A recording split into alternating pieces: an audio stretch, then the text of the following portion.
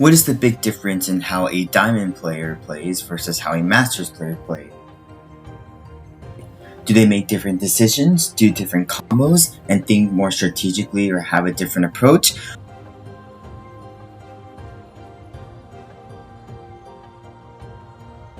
Well, we're gonna find out in today's video.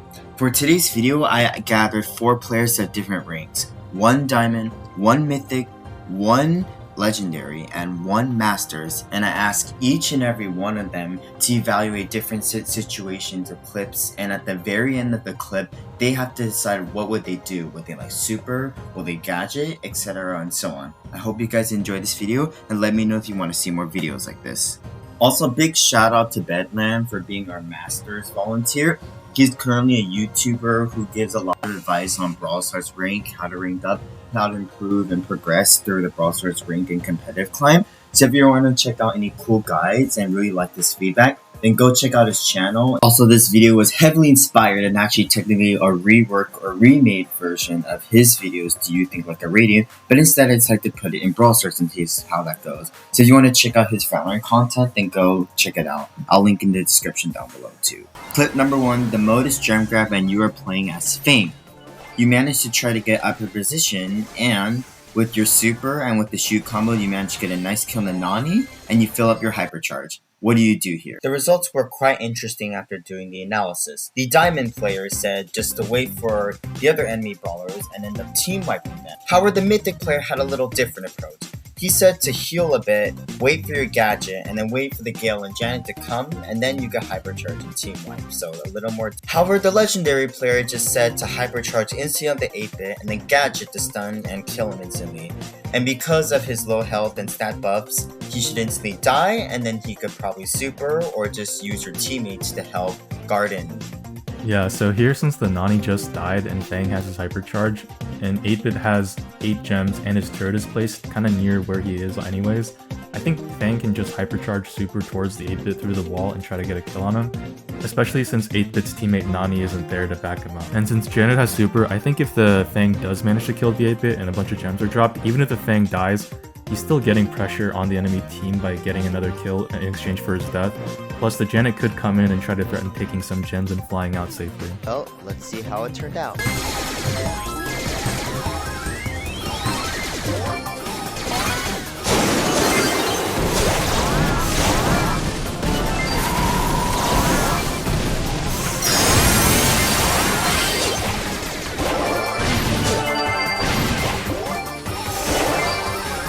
So the way that I approached it was a little bit different, but still pretty good insight and thought. Let's move on to the next clip. Clip number 2, you are playing Showdown in the map Stormy Plains. You are one of the last 3 remaining, and the other opponents are a 6 power cube and a 1 power cube kit. You have gadget and a super to protect you, and you notice that the kits are wavering between each other. And as you try to walk up, you notice the 1 power cube kit is coming towards you. What do you do here? So the results were actually strikingly similar because, well, it was a little obvious, but they worded it a bit differently. The diamond player just said simply yet efficiently just to bait the kit to super you, and with the right timing, super to dodge, and once you kill that kit, you should have another super ready to dodge the next kit. So what the mythic player said is that he hoped that the kits would just jump onto each other and fight, and use your super to at least get into the fight and finish them off. But in case the 1 power cube kit decides to push, then you just super and then wait for the other one to jump. The legendary decided to write a whole paragraph, but just to shorten it, he just did some calculations of how much health was regenerating, and what he said is instead of just waiting for them to super you, you could just pressure the kit and push the kit because you have more power cubes, you have your super, and the storm can just finish him off, and then you have your super to end up killing the other kit. But then in case the 1 power cube kit does decide to jump me, then I just simply super and then wait for the other kid to jump me, but then I could put pressure on him because I outrange him and I'll have a gadget and super ready for him. Your options are basically to wait for the gas to come in, so they're kind of pressured to like do something first, or you could try to push into them and maybe like that power 1 kit, maybe push into them to like hit a couple shots or something.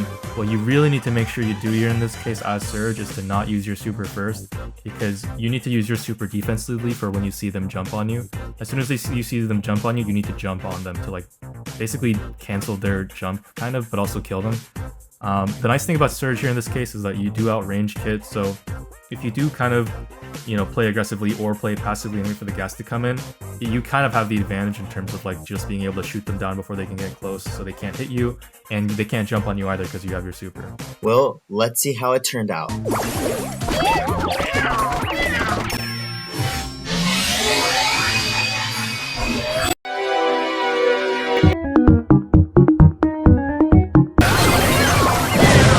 So instead of showing a clip this time, I am going to show an image from a game and tell you what to do. You are playing Brawl Ball, and it is the overtime modifier for this Brawl Stars ranked match, and you are left alone to defend the goal from 3 enemies, and your teammates are yet to spawn, and 1 is far to the enemy side.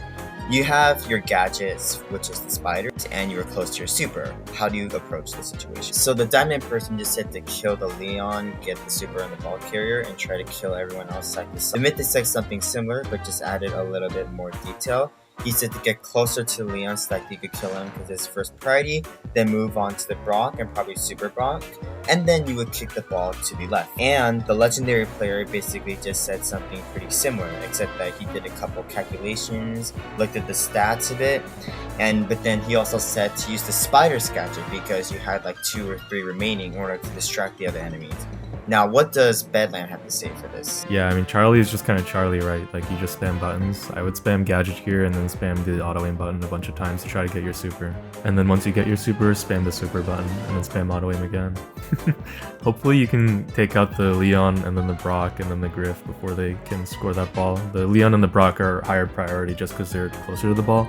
But if the ball gets passed from the Brock to the Griff, then you can target the Griff then too. Quite interesting, but let's see what really happens.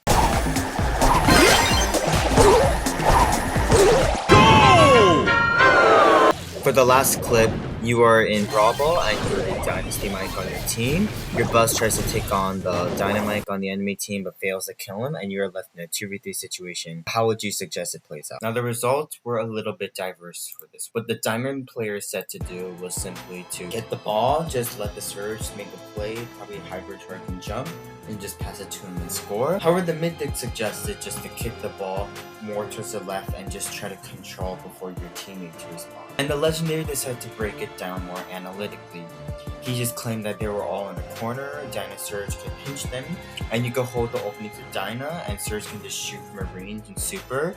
And however, if the Tick decides to super, you could just simply take it out, use super, use gadget, and just try to like hold it out until like your Buzz respawns, and also put it out so that you guys can just control upper zone. Or Surge can just simply hybrid charge and jump for the stats so that he could take out the other team behind walls and to get better range. What does Bedlam have to say? Well, quite simple though. There's not really any decisive play to make here. I would just go pick up the ball, maybe push it up to the Surge top left, and then see if you can try to get a goal. Maybe enemies will push up to you, just land. And how did this clip turn out? Well, so the overall conclusion for this video is that there's only a subtle difference between Mythic and Diamond because they mostly have the same skill. The main difference can come from a Masters player or a Legendary player, but each player can have different skills, so rank won't always 100% determine how good someone might be. Maybe someone just be hard stuck because of teammates, or someone just doesn't want to play much rank like me. So in order to analyze further, I'm going to do a part 2 version where I'm going to do new situations to make it more interesting and less obvious to decide. So stay tuned for that, and thank you guys for watching.